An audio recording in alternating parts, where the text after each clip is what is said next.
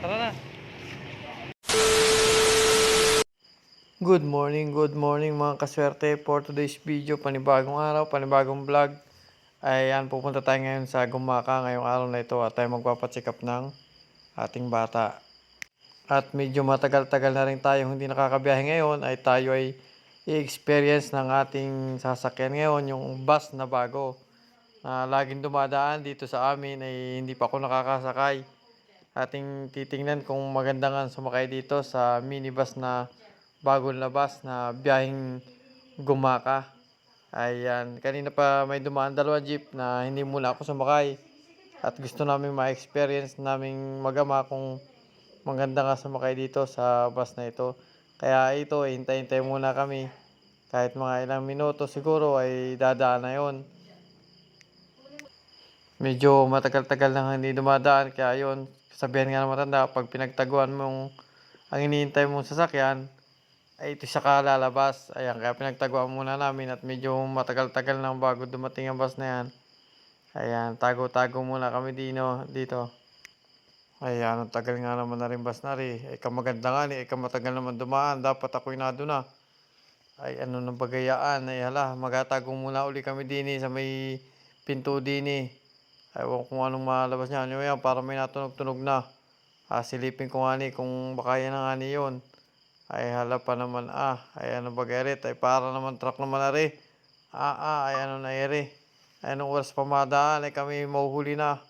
Ay yun, at nakita ko na nga ni. Ay kami parang nabuhay na ng loob Ay yan, kaway-kaway na parang nga ni ako dyan. Ay hala, at masakay na nga ni kami Ay paano ba gari? Ay nabukas palang pinto na rin. Ay hala, babay na.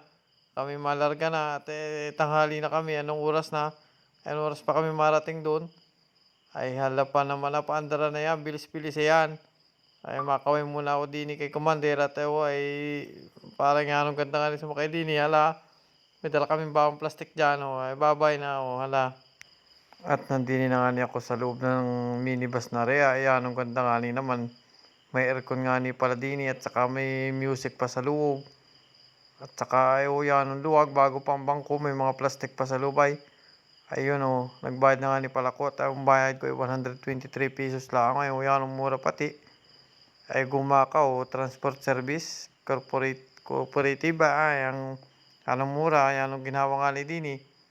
Ay tingnan ko nga ni likod parang makamalayo na nga ako sa kabiyas na nari. Ay ay yun man din yung binamir na gawa ng mga sasakyan ay malayo-layo na rin.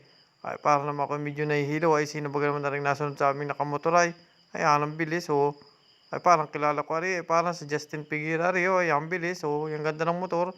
At nandito na nga ni pala kami sa Gumaka fast forward ko na yan at ay ang bilis na sinakyan namin. Ay kami nag-tricycle at talaga namang yung pala naman ay kamalayo ay 20 pesos yata ang pamasahe hanggang dyan. Hala, kape tutoy at nakikita ko na nga yung rack para na mamataan ko na. Ay, lalak pala ng mga truck kami ngayon lang uli nakaparin sa syudad yung dami sasakyan.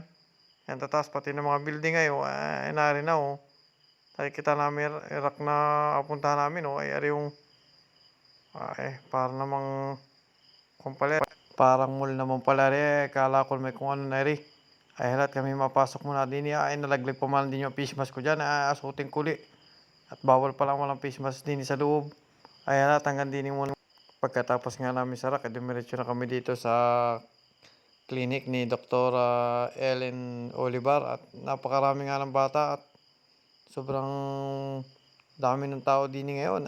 Daming nagpapatsikap, isang linggong sarado sila kaya ayun, nagkatipon-tipon na ngayon ay talaga namang anong oras pa kami makakauwi na rin. Ay kami makain muna maya-maya talaga naman. At pinas forward ko na nga ulit yan at talagang yan ang tagal kami nabot na ng gabi Ay unahin na nga yung minibus na napakaganda ganun ulit ang pamasahe ko, 123 pesos. Ay ayan, nag-aantay na sa amin si Commander ayan. Ginabi na masyado kami. Kasama ko nga si Bryson Gavin dyan. Pa-check up kami kay doktora. Ayan, hanggang dito na lang mga kaswerte at next time ulit. Bye-bye.